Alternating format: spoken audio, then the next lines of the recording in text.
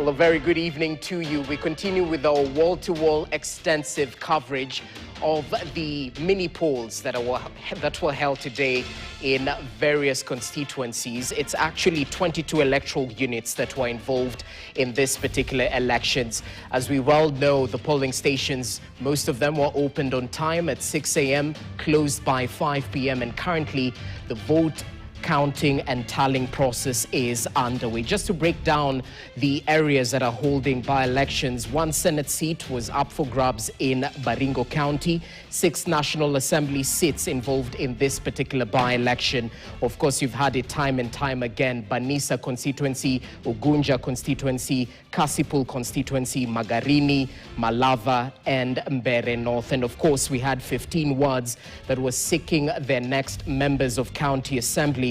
And these elections are spread across 18 counties across the country. And our team of dedicated reporters is still on the ground.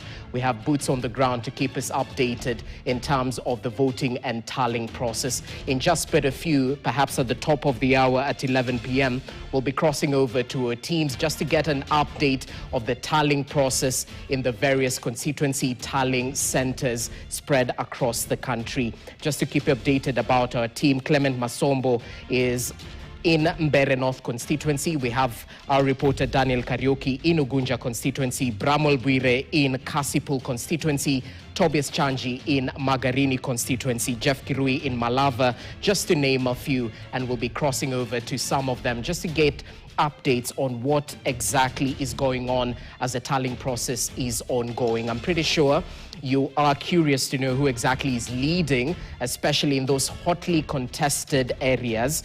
And we will be doing just that, bringing you up to speed with what exactly is ongoing on the ground. Allow me to introduce my panelists who are joining me in studio to help us dissect some of the things we've seen break out in terms of the electoral process. We've seen a couple of instances of violence, talk about voter apathy, and equally what this particular by-election means, as we're only 1 year and perhaps 7 months and some change to the 2027 general election.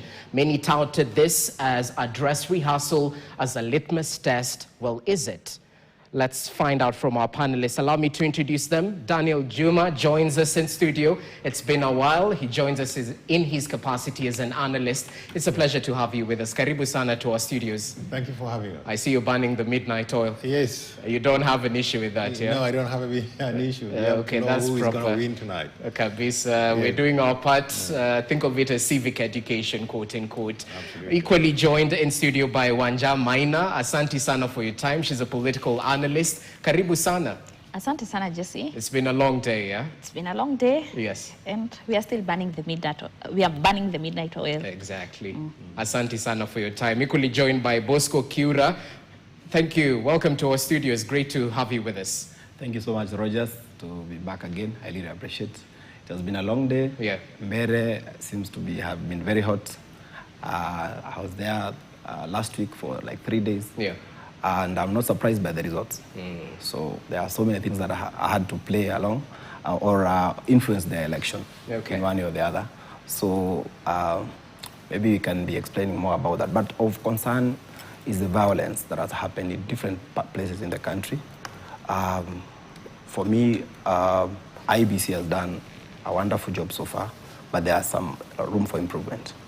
Yeah. And we'll get to what exactly IEBC is doing, because this was touted as one of the major electoral processes that IEBC will be overseeing. Remember, we have a newly sworn-in commission in place, and this is their first election that they're overseeing. Questions abound in terms of whether IEBC has played its role as a neutral arbiter, ensuring that this particular election is credible and verifiable. But we'll get to just that in a few. Perhaps we can start with what we've witnessed in the course of the day, Juma. We've seen voting across 22 electoral units. It has been concluded. The vote counting process is ongoing. But let's start with voter apathy.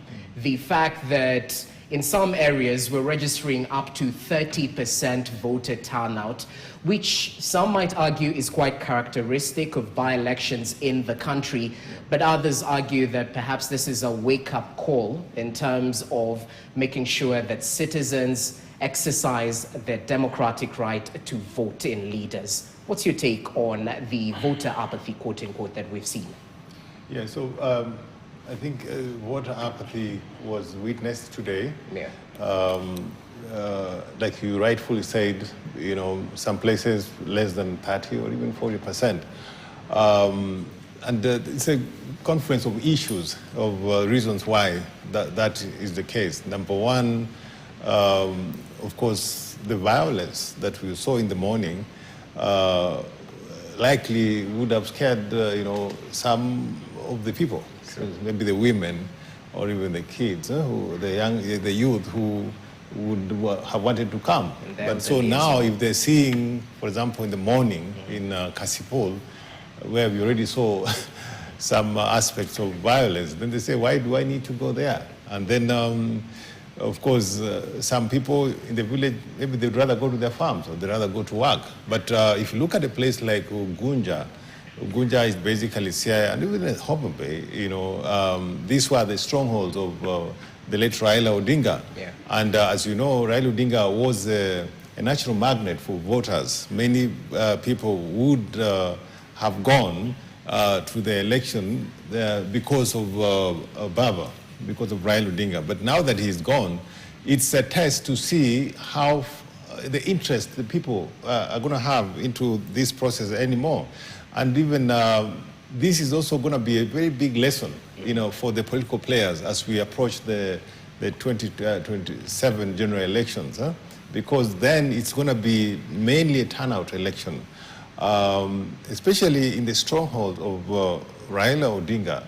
The people, the political players in the region will have to do a very, very big job to get the voters to actually come and vote, because as you heard, most likely, you know, in the last elections, they said that, almost 700,000 people from the strongholds of Raila Odinga never came to vote. It could be worse in 2027 unless there's a lot of civic education and there's a lot of work by the political players in those areas.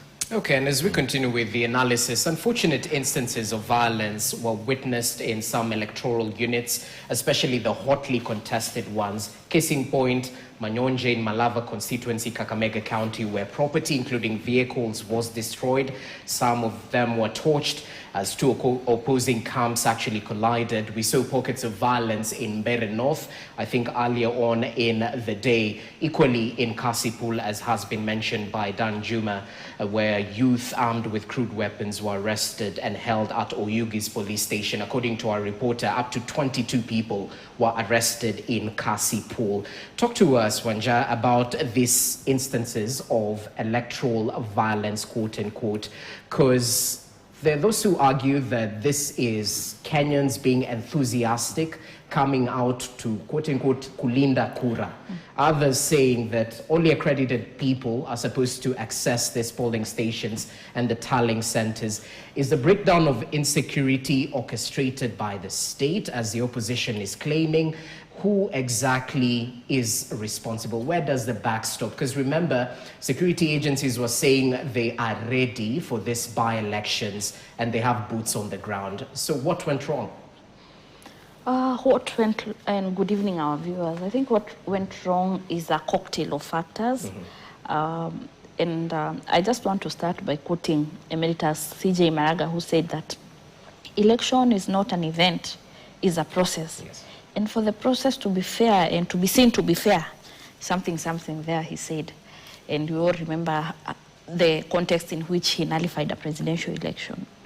I think for me, I'll start with the IEBC, because the IEBC had a very good opportunity to exonerate themselves and attempt to bridge the trust deficit that we have against them. In any case, even the circumstances in which they got to office was full of litigation and allegations that they are political appointees and cronies and relatives of top government officials.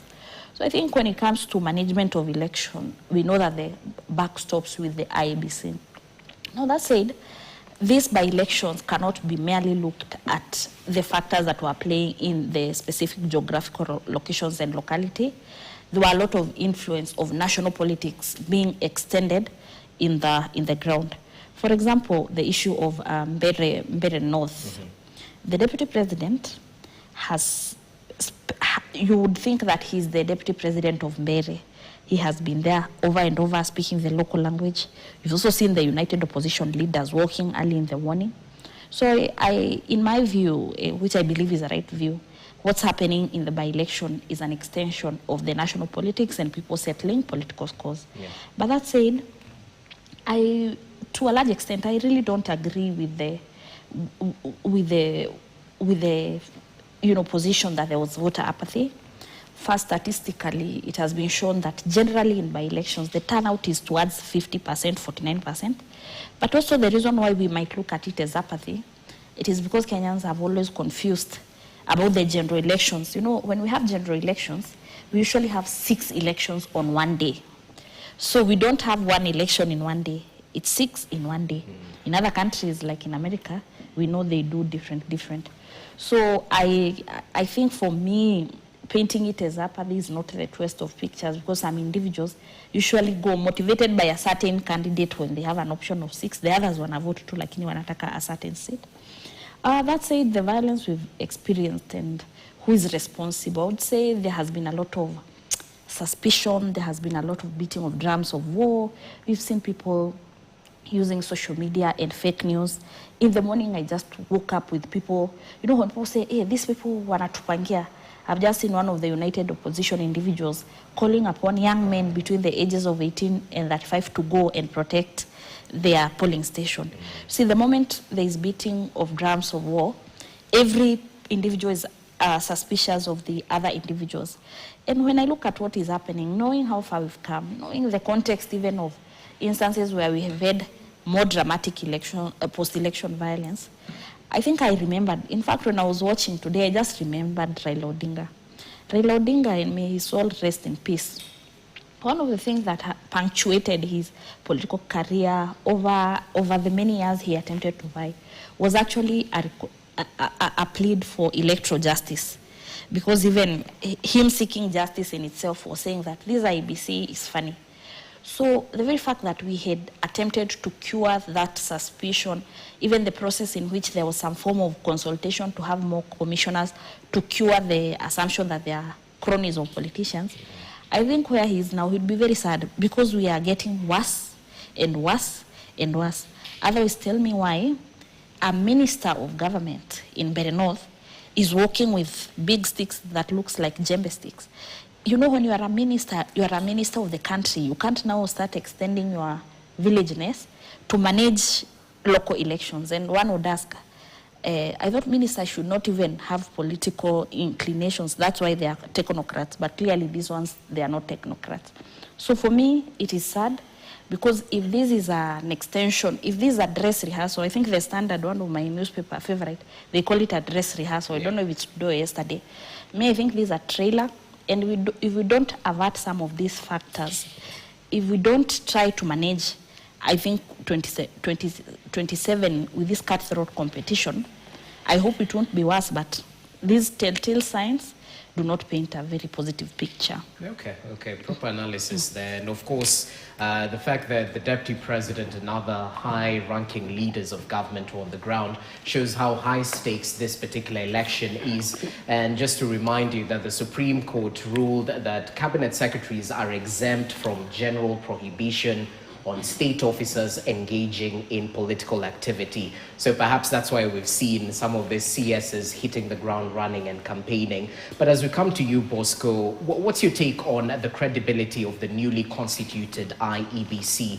Have the new commissioners punched above their weight as far as delivering a credible election? Is this IEBC truly immune to political interference, which is criticism that has been fronted to the IEBC, even the previous office holders? Well, what's your take on how IEBC has managed this election so far?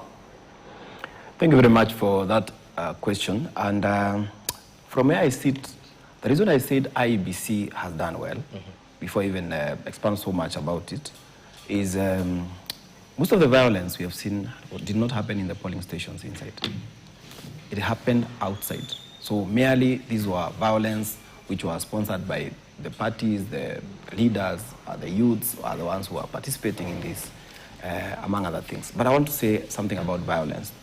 Violence is violence, be it being done by the opposition or the government.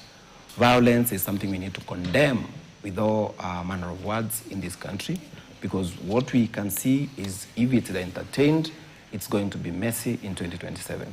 However, there's a ray of hope, because if you ask me about how we should handle violence, we should think about it in terms of preventive, quick response, and also accountability.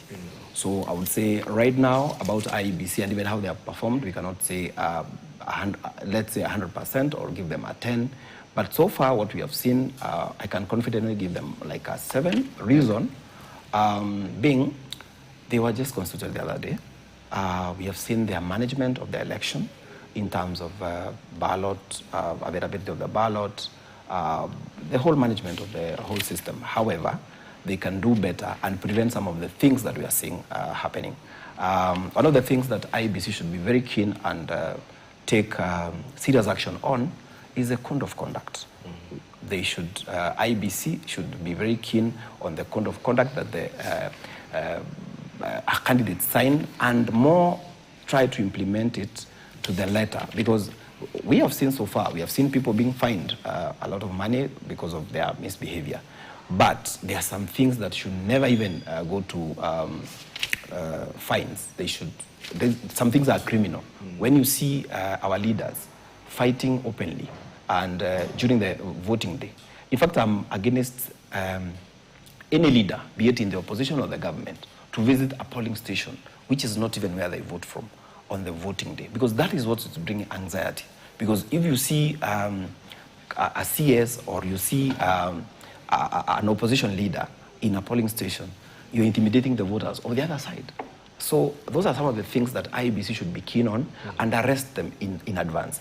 When I talk about IEBC and what they should do moving forward, they should think about preventive measures of how to prevent even this violence before it happens, where we can have multi-agency at the county level, where this violence is well discussed, anticipated in advance, planned against, by all means.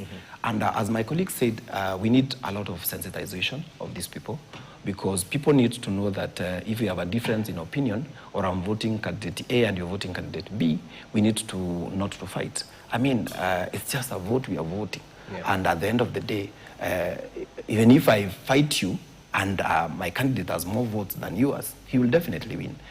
Most importantly is we need to look at our institutions, the NCIC. Most of the time, NCIC has been accused of not arresting hate speeches from early before even the voting time, during the campaigns. So before, during, and after the elections, the management of this is what is really going to help us. But IEBC so far, from where they have come from, the short period they have come in the office, to me, I think they are doing a good job. And some of the things I've mentioned is what need to be looked at. Okay. But as I even say that, if I give you a casing point in Mbeere North, Mbeere North is a very unique constituency over the years. They have been electing people who are not the underdog political parties. If you look at 1988, they elected someone called Silas Zita, Sylvester Mate on a Kanu ticket. In 1992, they elected Gerard Ndwega on a KNC party, a very small party. In 2002, they elected J.B. Muturi on a NAC ticket. That Mwenge wave against, he was elected in Kanu against that Mwenge wave. 2013, they elected Jagagua with an APK, the Mbas ticket, the one which was of Kiraito, against TNA. When you look at 2022, they elected Roku against UDA. Yeah. And now, something very unique I need even to mention about that. Mbeere North, if you ask me, UDA could be an underdog political party in this case, because if you look at Mbeere North and Mbeere South, there's no single candidate, be it MC or member of parliament, under the political party of UDA. So I would not be surprised if a UDA candidate wins this one or this during this time. You may not like that whoever was campaigning on the new united opposition, but it is what it is. The Mbeere North, for example, has a whole challenges of water, food, and all these manner of things. So when they see someone who comes there, maybe in the name of Ruku, brings food, brings development, even if you want to call it a bribe, what do you want this voter to do? And he has never seen this. He has seen for the first time. And he has leaders who have been there, the likes of J.B. Muturi for many, many years. In fact, J.B. Muturi, I understand this is the time in his gate, he has seen tarmac for the first time. So, I mean, those are some of the things that are really influencing our politics. But importantly, we need to have politics of issue-based. So whether the government went there with the Maendeleo and the things that the Mbeere people maybe wanted to hear or see, whether they have said they are bribing them in terms of development, I think those are the discussions people need to see during campaigns and the leaders they are electing. Interesting, and we still have live pictures on our screens from Mbeere North at the constituency tallying center. Well, we had them in, there you go, the live pictures at the constituency tallying center. I think it's in Siakago, if I'm not wrong, and the returning officer is currently speaking. I don't know if you can be able to just listen into what is being said, because I'm pretty sure it's all to do with the results. Is it possible?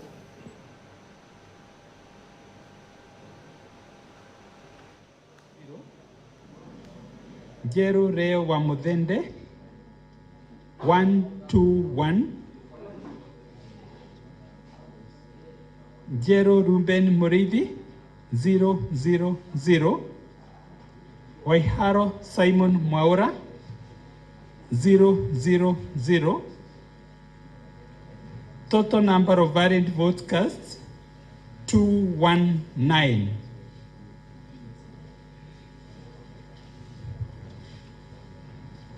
Total polling station count. Total number of registered voters in the polling station 399. Total number of rejected ballot papers 002.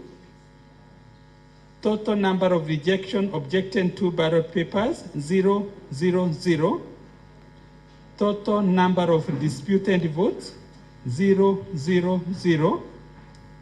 Total number of valid votes cast 219.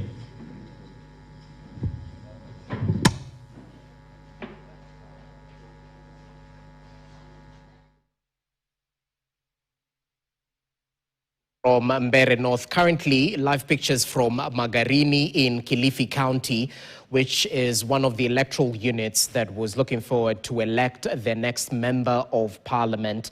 But let me just give you a brief update on what exactly is going on in Magarini. It's a coastal county in Kilifi. The broad-based government has rallied behind the ODM candidate Harrison Kombe, whose win was nullified in May 2024 by the courts and is now seeking to reclaim the seat. However, he has to square it out with the opposition, who have rallied behind Stanley Kenga of Rigathi Gachagua's DCP party. Those are some of the frontrunners in the Magarini by-election race. And our reporter, Tobias Chanji, will be giving us updates a little bit later on. Back to Mbeere North and just breaking down the dynamics here, because I'd like the input of our analyst in studio. It's one of the areas witnessing high-stakes political contest. The battle royale between President Ruto's UDA, represented by Leo or Leonard Mudende, whichever you prefer, and the United Opposition, which is represented by the DP's Newton Karaoke, popularly known as Karish.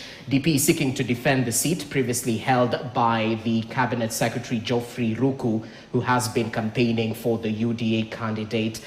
Juma, I'd like to begin with you. The symbolism of that particular race in Mbeere North is quite clear. A win for UDA could strengthen Ruto's foothold in Mount Kenya region, at least according to optics, while a defeat, of course, will embolden the United Opposition and accelerate a new political realignment in the Mount Kenya region. Well, what are you reading from this particular race, irrespective of which way the vote goes? Yeah, so the race was basically, you know, symbolic of the clout that the former deputy president, Gachagua, has. You remember Gachagua has camped in Barrie North, you know, for the last several days. And by doing that, basically he put his neck on the line. And we have also seen the deputy president, Kithure Kindiki, also daily he has been in that constituency. And so it has been a two-horse race between Gachagua and Kindiki. So the candidates have just been, you know, actually the main protagonist has been, you know, Gachagua and Kindiki. And so the president will use Barrie North results to basically gauge his popularity in central province, especially, you know, the lower part of the, you know, Mount Kenya region. And so I think as the results are streaming in, from what I've seen so far, looks like there's a tight race between the two, with Wamudende, you know, on a slight lead. But this is the ramifications, basically what we are calling the voter behavior. You know, today the results will show us what is the voter behavior of the people of Barrie. The last week we have seen the popular, you know, opinion, whatever, but today we have seen how the voter, and it's likely that the way the voters behave is the same way that they will behave in 2027. So it's a very good opportunity, you know, for the president and also for Kithure Kindiki, the deputy president. He has to prove himself of a worthy deputy president. If you know, for example, in Nyanza, where we came from, where I come from, there have been talks that the president needs to give the deputy president slot to someone from there. But so I think the deputy Kithure Kindiki has to really fight hard, and using this Barrie North result, he will take the results to the president and show, look, I can deliver, I can actually deliver. And that is what matters, delivery. At the end of the day, it is about the results. Exactly. It's a moment of reckoning for the deputy president. Most analysts would argue. As you come in, Wanja, I'm really curious about your take on this particular contest in Barrie North, because we've heard of claims that the deputy president and the cabinet secretary Geoffrey Ruku led the government machinery and have been accused of using, you know, state projects and resources to campaign for Leo Mudende in that particular area. So what's your take on the money factor? Something that the opposition mentioned time and time again, that money has been poured on the ground. Will it sway the vote from where you sit? And equally, dangling of the development carrot. Time and time again, we hear this, especially from government-aligned leaders. If you vote for this person, development will follow. One question is, if we vote for an opposition candidate, won't development follow? Talk to us about this. I thank you, Jesse. I just like how you've put it, dangling of the development carrot. You know, this government has abdicated their role of creating an environment where people can fend for themselves, so that people can become paupers, dependents, such that when you call people to give them a packet of maize flour, you look like you are a small god. In my view, in a country that is well endowed like Kenya, for me, with a lot of sensitivity to the people who might be poor, it is such an insult to meet people during the day to give them maize flour. And you should ask yourself, so what do these people eat when you're not there? How can you have your constituents running to get a packet of maize flour? So I think the government should ask itself, what is this must they do, so that when they are not giving them maize flour, the people will still eat. Now, Barrie North, I like how Juma has said, but for me, I wish to look at it also in another fold. The UDA party chairperson, Cecily Berire, is from Embu. Barrie North is in Embu. Yes. Roko, who is the former MP, has been a propagator of Mount Kenya East versus Mount Kenya West. In fact, once upon a time, he called for a meeting of UDA-aligned Mount Kenya East members, and he said that Mount Kenya East is not a colony of Mount Kenya West. And then comes in Kindiki, whose deputy presidency was not as conventional as the law anticipates. And therefore, we are seeing a place where there is a lot at stake. This is the DP who is from that region. He cannot afford to be not to be a kingpin of his village. He is the UDA chairperson. And then the competitors, the main players, are giants who have fallen out with Ruto. We are looking at Mithika, we are looking at Gachagua, we are looking at JB Moturi. So honestly, ni ng'ombe mbili wanapigana nyasi naumia. But then again, I felt, even though I love the media, I also think that the media has contributed towards rising the temperatures, and here is why. Now, if you go to Bere North, you would think that there are two candidates, Leo na Karish. Bere North, I believe, has 9 or 10 aspirants. The media has a way of defining the race, whereby now all the others, and maybe they are even better, are nobodies. Even me, I don't know their name because the media has not told us. So when you define the race like that, you also create the tension, because even the people will say, wengine hata wataju kwa habari, so farasi ni wawili. So where are the media should also one day ask themselves, why didn't they profile the other two? Okay. Now that said, I think democracy has been defined in one of the books by Anyang' Nyong'o, where he tries to attempt to say if we need a parliamentary system of government or a presidential. He says that democracy is strongest when the winners celebrate their victory and the losers are satisfied. If I were an aspirant, nikishindwa tu mchana hivi nione kabisa hii imeenda, I'll be happy. However, when I see my ballot boxes being burnt, when I see allegation that there was ballot stuffing, even though I will lose, I will not be satisfied. And that's why an election should be verifiable. In an ideal situation, we should be able to even work backwards. And then the law.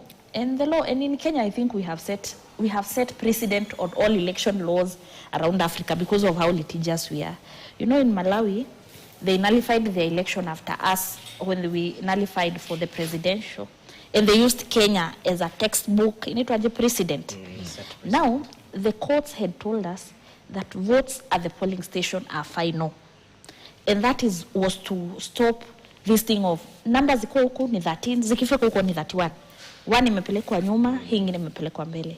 Now, if you are to use that logic, what is happening at the main social hall should be simple arithmetic. See, here is 10, see, here is 20. So we are 30 now. I foresee a lot of dramatization, especially in my view, based on the opening hours and the closing hours. If we get the total at the polling station, the issue should be, so how many voted? Let's add simple arithmetic. And that's what the court case, when they say that the votes at the polling station are final, they were trying to work backwards. How come huku tuko na number easy as yendani na huku? Because ideally the total should tie. Of course, there could be margins of error. So I foresee a repeat of the mistakes that we have done before. And it is my sincere hope that the government, because they have also become very partisan, in future they will not be using, the way you say, dangling the development carrot. They will not be making funny empowerment projects to influence the voters or to tell them, msipomchagua hamtapata maendeleo. In a democracy, everybody should get some form of development. So I'm concerned quite a bit. And does money sway the voter, from where you said briefly? These issues of electoral, for the people who are vied, and there are many that I know, they usually have a chunk of a budget for buying people tea. So facilitation. Inaitangwa, in the language of my mother, inaitangwa, Wosina Jesikini. So Wosina is to burn. Jeshi is like the vibrant people.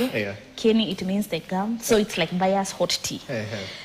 Now, because the word tea has been used, many people will tell you that people usually expect something small. So to be a politician and not expect the electorate to expect something from you.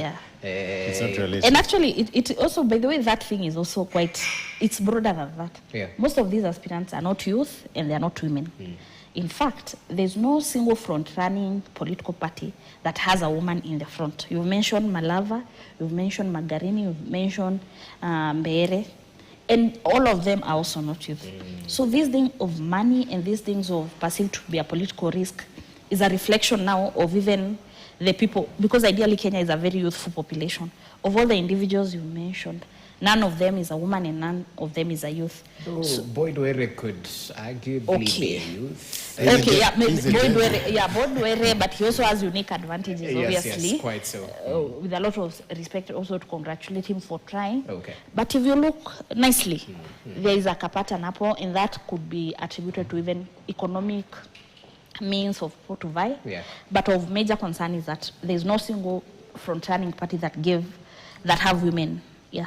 Okay, interesting. Kira, as you come in, does money play a factor in how voters will decide at the end of the day? And equally, you've been on the ground in Mbeere North. As we finalize our analysis on this particular region, what dynamics are unique for Mbeere that perhaps other constituencies might not be able to fathom? Talk to us about clanism and how it plays a part in who exactly makes it as a member of parliament. Yeah, thank you so much, Rogers, because as I said earlier, Mbeere North is a very unique constituency over the year, because over the years, we have seen how they have voted and have demonstrated with their political parties.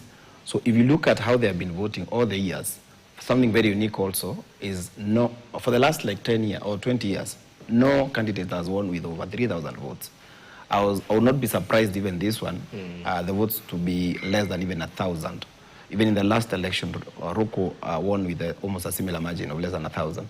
So what it demonstrates is that the Mbeere North case is their challenges are unique, and they vote according to what they feel is you are the right person. I was telling someone the other day, and I tell them that I've observed Mbeere's, both Mbeere, North and the South.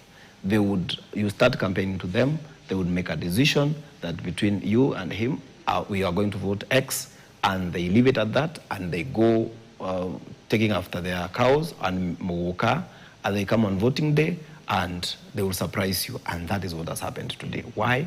If you look at the campaigns that have been there, I think one of the undoings that has happened to some of the candidates is the UDA candidate maybe started campaigning early enough, like 6 months ago or thereabout. Some other candidates have become very aggressive towards the end, and that is maybe what would give one candidate or the other advantage over the others. I would say I want our people, as we go to 2027, all over the country, let us focus on our parliament, because some of the things people are crying right now, they can be easily solved in our parliament. I'm asking a question. If, for example, we are crying about SHA, if we are crying about roads and all manner of the challenges that we are saying we are having as a country, show me one opposition, for example, member of parliament, who has gone to parliament having listened to the ground, as they say, with the views that the people are complaining about SHA, and go to parliament with a bill and say, we want to amend this bill on this and these things. You know, so it has been a lot of rhetorics outside here, but when it gets to the parliament, it's different. What is happening in Mbeere North, clanism over the years has played a big role in who becomes the member of parliament. But if you look at right now, the people who are from the age of 50 and above are the people who are propagating that agenda of clanism. That is why it's not working very well. However, there's some, like a 30-20% significance when it comes to voting. The young people have, in the last 10 years, come up with trying to finish that thing. That's why I've seen in one election, we have one person elected from this community, and all the other communities rally behind one candidate. So those are some of the things. The other thing, as I said earlier, is Mbeere is a very dry area. And most of the things that people in Mbeere depend on are like their children going to school, getting good education. Once they get whatever they get, to come to change their area. So like the last 2 years, the CS Roko, who was a member of parliament, he brought a totally different ballgame. Some things that have never been done by Lenny, Jakagwa or JB or the other leaders. In 2 years, he formed a bursary where he knew that they keep saying that the cash crop of Mbeere is high education. So he focused on giving them bursaries. The day schools are paying almost zero to go to school. So those are one of the things that have helped to change this dynamic. Again, as I said, sometimes people are hungry, and all they need is food for that day. So why don't we think of how to solving the menace of people always running to an election or voting a candidate because he's providing A, and the other one is not providing, other than the other way. The other thing that has maybe had done some undoing to some candidates, for example, like Karish, is he has been campaigning for senatorial position all through since 2022. He just changed his mind to member of parliament the other day. The abrasiveness, the abusive language used by some of the leaders, without even mentioning their names, has really not worked for them. We have seen even today during the election day, some, party leaders even fighting voters. Literally, kushika mashati. Literally. But it's coming from, the violence is coming from both sides. As I said, violence is violence. Whether it's from opposition or government, it's not proper, it's not good. So what it means for, as I said, the question you had asked earlier, in Mount Kenya and what is at play here, if, for example, you are must, if UDA wins Malava and Mbeere North, the route or arithmetic, it could even be confused, because to me, where I sit, these by-elections is like a referendum for 2027 outcome of the election.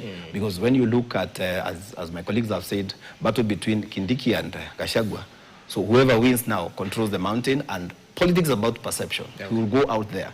I want to remind you there's a by-election coming up in January or February for the MCAs who resigned. So I can outrightly say, whoever will win now has, that has a lot of impact who will win those by-elections in 2026. Okay. So yeah. Okay, interesting. And those are the dynamics in Mbeere North, and we'll be linking up with our reporter just briefly to get the very latest in terms of the vote tallying and counting process that is currently ongoing at the constituency tallying center. And remember, we're not just witnessing the electoral units in maybe the members of parliament race. We equally have the members of county assembly race, which is about 15 thereabout. I remember there were 17 that were gazetted, but 2 were declared no contest in Uasin Gishu County, that's Tambelio Ward, and Metkei Ward in Elgeyo Marakwet County. So in total, 15 wards are seeking their next members of county assembly. Let's take a look at this story before we get the analysis of our panelists right here in studio. Several ward by-elections across the country have been marred by chaos, leaving a number of people injured and rushed to hospital. While some regions witnessed violent confrontations between rival political camps, other areas, including Nairobi's Kariobangi North, reported peaceful and orderly voting. Our reporter, Haman Kamariki, with the details. In Nyamaiya ward, rival groups clashed at a polling station, leaving dozens of nursing injuries allegedly caused by crude weapons. And in Narok, the election took a violent turn after suspected hooligans reportedly stoned DCP candidate Douglas Masikonde and members of his convoy shortly after he cast his ballot at Masikonde Primary School.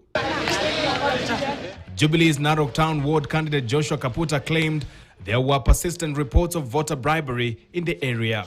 Kuna jamaa moja ambaye anasimamia chama ya UDA na wanapeana pesa pale Lenana. Na tungependa kusema ya kwamba wachunge kwa sababu wananchi pia wakichukua hatua haitakuwa mzuri. Meanwhile, in Turkana North, Lexon Ward, allegations surfaced that area member of parliament Paul Nabuini assaulted a woman during an altercation. Accusations the MP has strongly denied.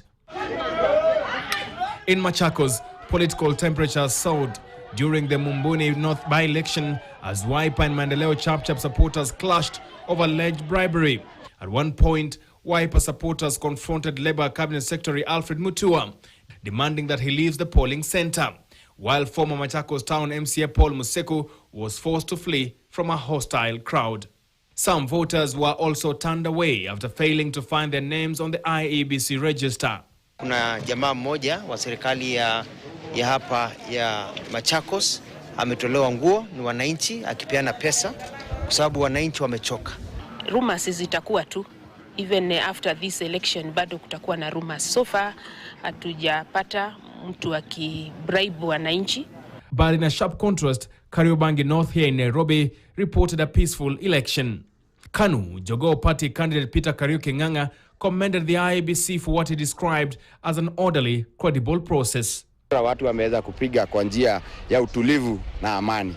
Na washukuru sana na kwa hilo jambo na tuendelee kufanya hivyo. Residents of Kariobangi had their opinions. Na tunaomba kwamba watupe nafasi, kama mtu ni agent na barua yake ilipelekwa kwao, apewe nafasi ya kumove in and out kwa sababu haendi kufanya jambo mbaya. Mengi sumu tuwaridhikie. Mtu aende ajile Kenyatta ajilea, mtu ajilea mange Kenyatta manga. Lakini sisi mayutma sijaribu kutufinyilia. It is an election that has seen a low turnout across the country. Here in Nairobi, the turnout has been very low and the youth have also not come out to vote as expected. Haman Kamariki, KTN, Nairobi. Well, I'll be engaging my analysts on how some national leaders received a cold reception in some of these polling stations. But let's take a look at this story. The silence of empty polling stations during the November 2025 by-elections has told a story louder than any campaign slogan. Gen Zs, the generation that had branded itself as the voice of reform, was largely absent. For years, they had dominated online spaces, shaping narratives, calling out corruption, and positioning themselves as the conscience of the nation. Yet when the moment came to translate hashtags into ballots, their presence dwindled. Vera Mora has the details. Reports from the November 2025 by-elections highlighted poor participation, especially among young voters. Despite Gen Z's strong online activism and protest in past years, their presence at polling stations was minimal. Vijana wako disappointed sana juu kwa sababu ya government ama leadership yenye imekuwa. Unapata vijana wengi hawana ajira na hawawezi kujimudu. Sasa wanaona hata ile zoezi ya kuja kuchagua mtu wamekuwa wakidanganywa, wanaenda wanachagua kiongozi then anakosa kwenda kurepresent, anajirepresent mwenyewe. Gen Zs have branded themselves as digital warriors and voices of accountability, often leading conversations on corruption, governance, and social justice. Yet their absence in formal electoral processes undermines this image. Mayutman hawaezi tokea wachemboka wakuja kupiga na wajamanga watu wako Kinenge. Sawa, sa Kinenge ndio inatuma watu wajaingia mboka. Si unaona line hakuna mtu wako juu ya line. The Independent Electoral and Boundaries Commission IEBC had set an ambitious target of 6.3 million new voter registration ahead of the 2027 general election. Gen Z was expected to be the backbone of this drive, the demographic that will tilt Kenya's political future. But by October 31st, 2025, only 90,000 new voters had registered across all 47 counties, with Nairobi and Kiambu leading. I expected to see now several serious candidates who are independent, who have come as independent candidates, who are being backed by these so-called patriots Kenyans. And I think we do not want to see our young people whom we have hope in being caged into politics of narratives. This disconnect between identity and action raises uncomfortable questions. Gen Zs have branded themselves as the change generation, the digital warriors who will not allow the old order to dictate their future. Young people should have no excuse, no distraction. Intimidation is one. It is true that the government can be very intimidating, that the leaders who are in position can be very intimidating. But young men and women should come together and decide this is the direction. Then they should be able to intimidate every leader who is trying to come up with some parochial or some old style kind of leadership. Looking ahead to 2027, the implications are stark. Numbers alone give Gen Z immense potential power. Millions of first-time voters who could redefine Kenya's political landscape. Unless they bridge the gap between online activism and electoral engagement, they may find themselves spectators in a game they once promised to change. Vera Mora, KTN. Well, thanks, Vera Mora. Definitely breaking down the levels of voter apathy, especially amongst the youth, who are the majority in the country. Danjuma, what do you make of the fact that, you know, this Gen Z haven't translated the hashtags into ballots? Yeah, it's very disappointing that Gen Zs did not take advantage of we had a brief voter registration period. I know most of them did not have voters, but then I expected them to flock into those registration centers and demonstrate to Kenyans that they are serious about all the issues that they have been complaining about. Now, just demonstrating in the streets and doing Twitter spaces and all that, all those are good, for civic education and engaging others. But if they really want to make a mark in the next election, then they have to, get used to the fact that they need to go line up and vote, because that is the only way that they can cause change. Peaceful change is caused at the ballot. But just going to the streets without thinking about going to the ballot will not change a thing. And so mine is to encourage our young people and also encourage the government to make sure that we allow these young people to register, let them have IDs, let the voter registration be continuous, and let us have civic education to teach them how to vote. I know right now my 16-year-old son still doesn't have an ID, but by the time we are going to 2027, he's going to be 18, so he's going to have to vote.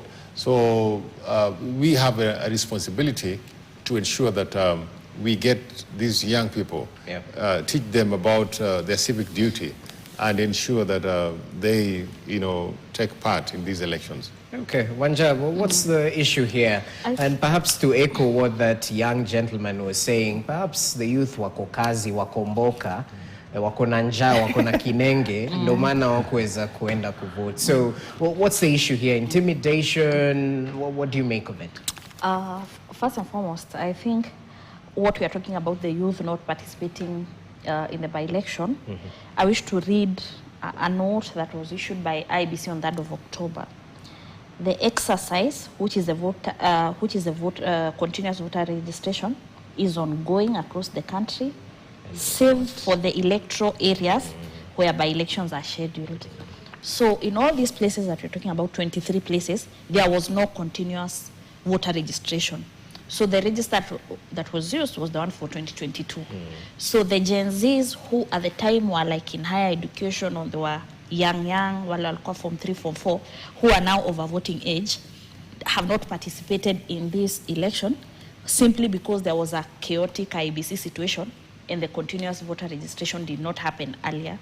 So I think it is not very a true picture of the Gen Z of those regions, because the continuous voter registration excluded them according to the IEBC, which is actually what they said. But that said, overall, the issue of the voter apathy and the issue of the voter apathy, even in 2022, is something to be noted. And this has always been my argument. Even not voting is a voting in itself.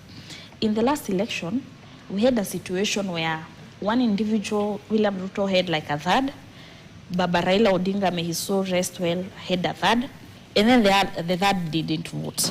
So tulikuwa tunaenda square, one third. You want to tell me that we can just dismiss 8 million Kenyans who have said, I don't want to vote, by just calling them lazy and disengaged? I think you cannot paint all those people with one brush. The question we should ask ourselves is, what is this about the national psyche and our election management that have made me feel like I'd rather peel potatoes and shell my maize instead of going to the polling station? I think for me, it's not merely the Gen Z are lazy, they are disengaged, they are just Twitter warriors, because there's some form of dismissiveness and there's some form of infantilization that has been extended to the Gen Z, which I don't think is very factual. For me, I think in a country where a third chose to sleep instead of voting is a form of voting in itself. And one of the key problems in my view is actually the IEBC. You see, Jesse, since 2002 in Kenya, all elections thereafter the outcome has been contested. In 2007, we even went overboard and we did all the bad manners post-election. 2013, all the elections that have been held in this new constitution have been contested to the highest court of the land. Your average person will tell you that the reason why I went to vote for me in my case, for the MCA, nikasikuwa namjua vizuri. But I had a very big interest in that certain seat. And that's why I started by saying, we participate in 6 elections on one day. So then, your average Kenyan who chose to share their maize and sleep instead of going to the station is because maybe they were just interested in the presidential ticket. Okay. But knowing that there has been a lot of rigging before, hata nikienda au nikose kwenda bado IEBC. You know, we've seen electoral bad manners. We've seen the ICT manager of the IEBC being killed under very suspicious stories. We've seen the IEBC election official missing and then the remains were found somewhere in Oloitoktok. For me, I would say that even before we paint the Gen Z in one negative brush, even before we paint the 1/3 of Kenyans who said we shall not vote, we need to appreciate that not voting is a voting in itself. Then we can work backwards and ask ourselves, what is this about our election management?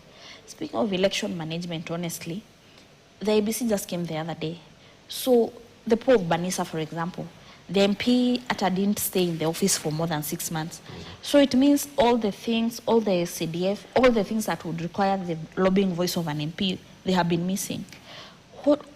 Isn't that an injustice to the people of Banisa when your election management system is so dramatic? We've seen the IEBC commissioners running out of the country.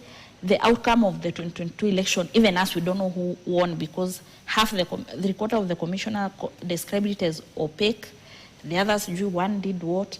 It was chaotic. Okay. So I think for us to be able to appreciate why Kenyans are choosing to have voter apathy, we really have to address the root cause, which is our election management, pre, during, and after. Aren't we the same individuals who kept talking about opening the server? You know, some people would think a server is a house where you open with a key. Aren't we the same individual who talked about Venezuelans who had access, Jose Camargo? Now, for those of us who even thought the story is so complicated, we didn't know if it's a fictitious individual or a software. I think for me, when all is said and done, before we blame the Gen Z and the youth, we must talk about the problem, which is our election management. Okay, electoral